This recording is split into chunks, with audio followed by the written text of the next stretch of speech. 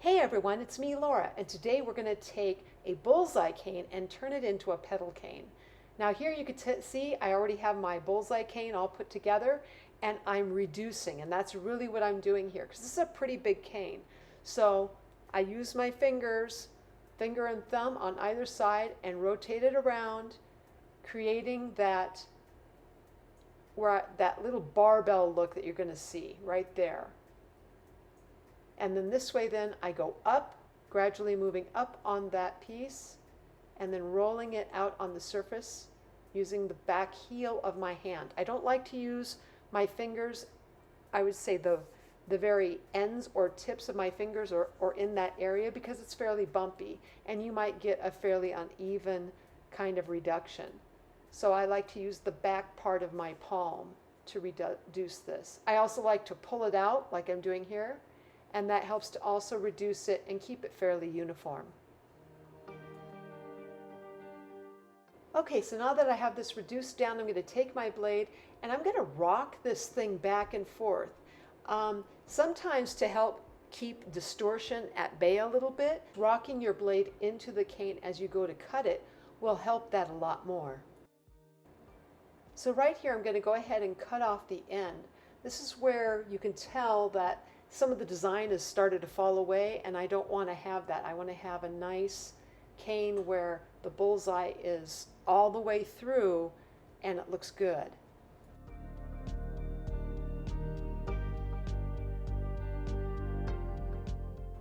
Okay, so now that I have this, go ahead and pinch one side of that cane.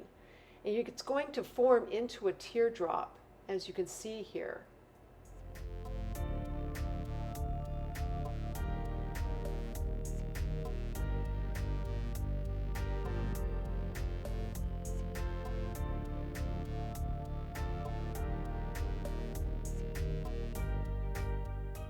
All right, so here I'm taking a piece of tile and I'm putting that cane right on the edge of that tile.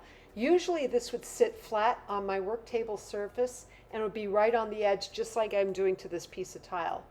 But for filming purposes, this is the only way to really show it. So anyway, I have it on the edge. And so if you can imagine having it on the edge like that, and I would probably help to stretch it a little bit, but then I take my acrylic roller and go ahead and roll that so it be nice and flat on one side, and then flip it over and do that the same on the other. This way then it gives you a nice point in creating that petal cane from this bullseye cane.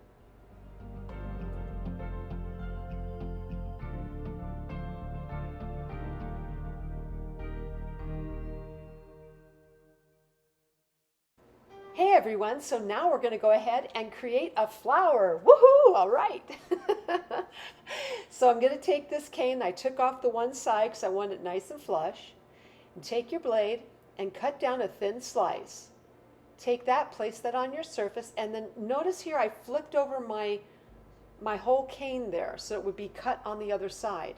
I do this every time I go to cut a slice. I'm going to flip it over each time.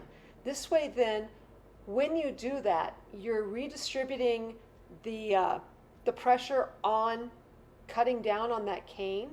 So this way then it won't be just flattened on one side. It'll be more evenly distributed throughout.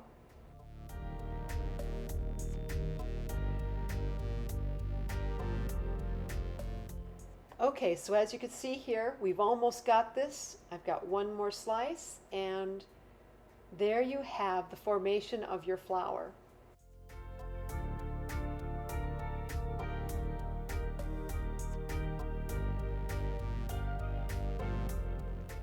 Now that you have that flower, go ahead and take a little bit of black clay, and you're just going to create a little tiny ball out of it. And once you have that little ball, put it right in the center of your flower. Go ahead and get a knitting needle and then just poke a hole right down in it. So here I have all the examples from doing a Skinner blend cane all the way up into creating that flower at the very end. Please use this for reference and study. And if you liked this video, please like, subscribe, and leave me a comment. I'd love to hear what you're thinking. And as always, guys, I'm sending out my biggest hugs, and I hope you have a fantastic day.